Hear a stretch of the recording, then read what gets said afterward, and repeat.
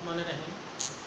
Dimla secondary and higher secondary online এডুকেশনের পক্ষ থেকে আমি মোহাম্মদ নজরুল ইসলাম, সহকারী শিক্ষক, দোহলপাড়া আদর্শ স্কুল কলেজ, ডিমলা, নীলফামারী। সামনে উপস্থিত প্রিয় শিক্ষার্থীবৃন্দ, নবম ও দশম শ্রেণীর শিক্ষার্থীবৃন্দ, আজকে পাঠ পরিচিতি বিষয় বাংলা দ্বিতীয় পত্র অর্থাৎ বাংলা ভাষার ব্যাকরণ, প্রথম অধ্যায়, প্রথম পরিচ্ছেদ, তারিখ 5-10-2020। আজকের পাঠের শিরোনাম ভাষা। আজকের পাঠের শিরোনাম হচ্ছে ভাষা। এই ভাষা থেকে এখানকার শিক্ষণফল হচ্ছে ভাষার উৎপত্তি সম্পর্কে জানতে পারবে, ভাষার মূল উপাদান কি এ সম্পর্কে ধারণা লাভ করতে পারবে, ভাষার সংজ্ঞা জানতে পারবে, ভাষার প্রকারভেদ সম্পর্কে জানতে পারবে, প্রত্যেক ভাষার মৌলিক অংশ কয়টি সে সম্পর্কে জানতে পারবে। প্রিয় শিক্ষার্থীবৃন্দ, এখানে 1 নম্বরে রয়েছে যে ভাষার উৎপত্তি। প্রত্যেকটি জিনিসের একটা উৎপত্তি রয়েছে।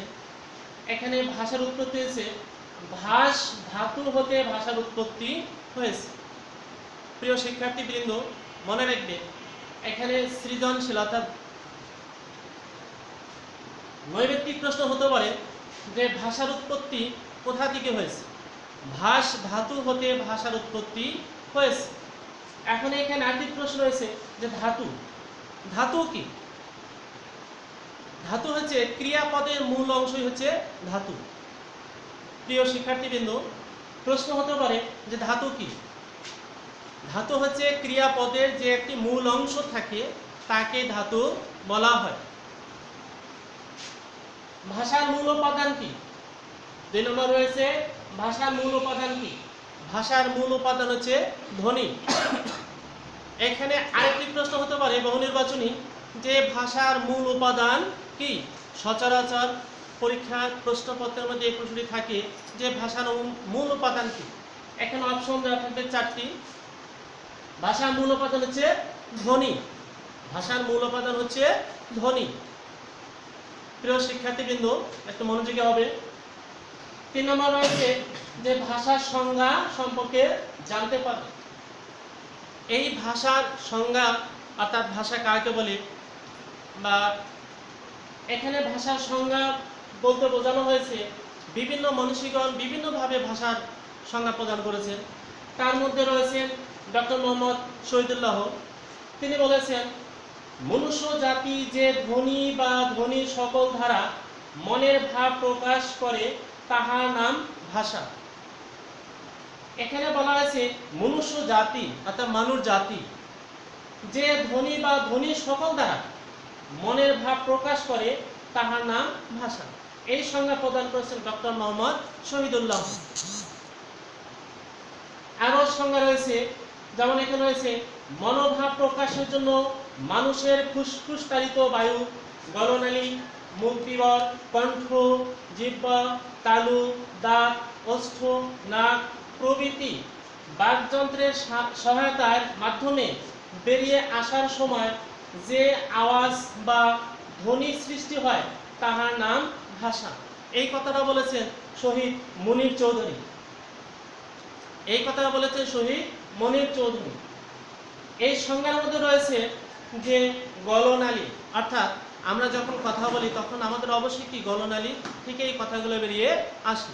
প্রিয় শিক্ষার্থীবৃন্দ, এখানে রয়েছে মুখ বিভাগ, অর্থাৎ আমাদের যে মুখটা রয়েছে এই মুখ দিয়ে প্রকাশিত হয়। তারপর আছে কণ্ঠ। কণ্ঠ কণ্ঠ ছাড়া তো কোনো কিছুই শ্রুতিমধুর হয় না, সেই কণ্ঠ এখানে বলা আছে। জিহ্বা, জিহ্বা ছাড়া আমরা কোনো কথা স্পষ্টভাবে বলতে পারবো না। যদিও কথা বলা যায় তারপরে সেখানে কি হবে, আলতো আলতো কথা হবে, একবার বোঝা যাবে আবার হয়তো বোঝা যাবে না, এমন অবস্থা। অর্থাৎ আমাদের জিহ্বা প্রয়োজন রয়েছে।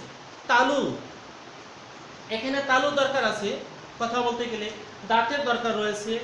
ওষ্ঠ অর্থাৎ যেটাকে বলা হয় ঠোঁট, এই ঠোঁটের প্রয়োজন রয়েছে, নাক প্রভৃতি বাকযন্ত্রের সহায়তার মাধ্যমে বেরিয়ে আসার সময় যে আওয়াজ বা ধ্বনির সৃষ্টি হয় তাহার নাম দিয়েছেন ভাষা। এই কথাটা বলেছেন শহীদ মুনীর চৌধুরী। এখানে বাকযন্ত্র বলতে বোঝানো হয়েছে কথা বলার সময় আমরা মুখ বিভাগ থেকে যে সমস্ত যন্ত্রগুলো ব্যবহার করে থাকি সেই যন্ত্রগুলো হচ্ছে আমাদের বাকযন্ত্র অর্থাৎ কথা বলার যন্ত্র। প্রিয় শিক্ষার্থীবৃন্দ, তারপরে এখানে রয়েছে যে 5 নম্বর রয়েছে যে প্রত্যেক ভাষার মৌলিক অংশ কয়টি। আমরা জানি পৃথিবীতে যতগুলো ভাষা রয়েছে তার মধ্যে সবগুলো ভাষারই মৌলিক অংশ রয়েছে। তার মধ্যে বাংলা ভাষার মৌলিক অংশ রয়েছে। এই বাংলা ভাষার মৌলিক অংশ হচ্ছে 4টি। বাংলা ভাষার মৌলিক অংশ হচ্ছে 4টি, যেমন ক নম্বর রয়েছে ধ্বনি, খ নম্বর রয়েছে শব্দ, গ নম্বর রয়েছে বাক্য, ঘ নম্বর রয়েছে অর্থ। তো আমার এখানে একটু লিখতে কষ্ট হয়েছে, এটা হবে অর্থ, এটা হবে অর্থ, অর্থাৎ অর্থ ছাড়া কোনো শব্দ হতে পারে না। আর কি রয়েছে যে ভাষার প্রকারভেদ সম্পর্কে জানতে পারবেন। প্রিয় শিক্ষার্থীবৃন্দ, ভাষা 3 প্রকার। নৈবেত্তিক প্রশ্ন থাকতে পারে যে ভাষা কত প্রকার। ভাষা 3 প্রকার। ক নম্বর রয়েছে সাধু ভাষা, ক নম্বর রয়েছে সাধু ভাষা, খ নম্বর রয়েছে চলিত ভাষা, গ নম্বর রয়েছে আঞ্চলিক ভাষা। প্রিয় শিক্ষার্থীবৃন্দ, এখানে আমাদের এখন বিস্তারিত কিছু জানা অবশ্যই প্রয়োজন। যেখানে সাধু ভাষা রয়েছে, এই সাধু ভাষা সচরাচর কি আমরা এই সাধু ভাষাকে বলা হয় সর্বজনীন স্বীকৃত লেখ্যরূপ, অর্থাৎ এটা আমরা সবাই লেখার মাধ্যমে এটা প্রকাশ করতে পারি। চলিত ভাষা, এই চলিত ভাষা সর্বজন স্বীকৃত লেখ্য এবং কথ্যরূপ। কথ্য মানে কথা, কথার মাধ্যমে এটা আমরা ব্যবহার করতে পারি। আঞ্চলিক ভাষা, এই আঞ্চলিক ভাষার আরেকটি নাম রয়েছে প্রিয় শিক্ষার্থীবৃন্দ, সেটার নাম হচ্ছে উপভাষা। নৈবেত্তিক অনুসারে থাকতে পারে উপভাষা কি, আঞ্চলিক ভাষার অপর নাম হচ্ছে উপভাষা। প্রিয় শিক্ষার্থীবৃন্দ, আশা করি তোমরা আমার ক্লাসটি মনোযোগ সহকারে শ্রবণ করেছো। আজকের মতো আমার আলোচনা এখানেই শেষ। সবাই ভালো থাকো, সুস্থ থাকো, ধন্যবাদ।